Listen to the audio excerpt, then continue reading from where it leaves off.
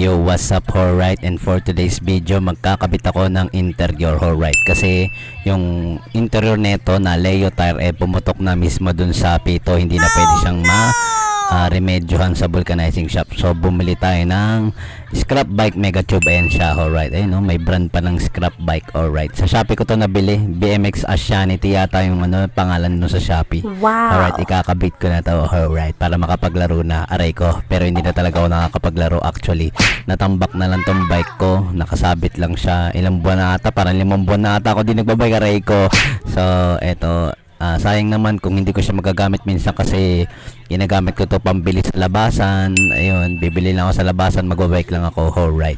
So ito, kumuha ako ng pambomba dito, alright, sa kotse ko kinuha. Wala kasi ako nung maliit na pambomba kasi madalang nga ako magbike, so gagamitin ko na lang yung para sa kotse, alright. So okay naman to, malakas ang bomba nito, kayang-kaya yung bike kahit sasakyan, alright. Wow. So sinet ko siya ng 40 PSI, alright. Ayun, naghahangin na, tamang ang ano lang, hawak lang, baka pumutok, aray ko. Ayun, oh, may paikot pa ng unahan na gulong, palay.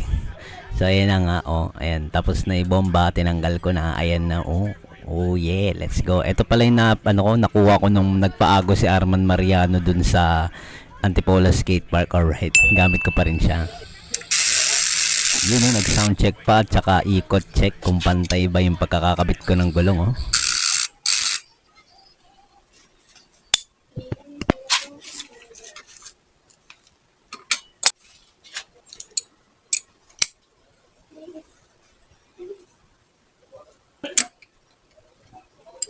Mukhang tapos ka na magkabit, bossing. Sound check naman dyan. Kanina pa kami nag-aantay, alright.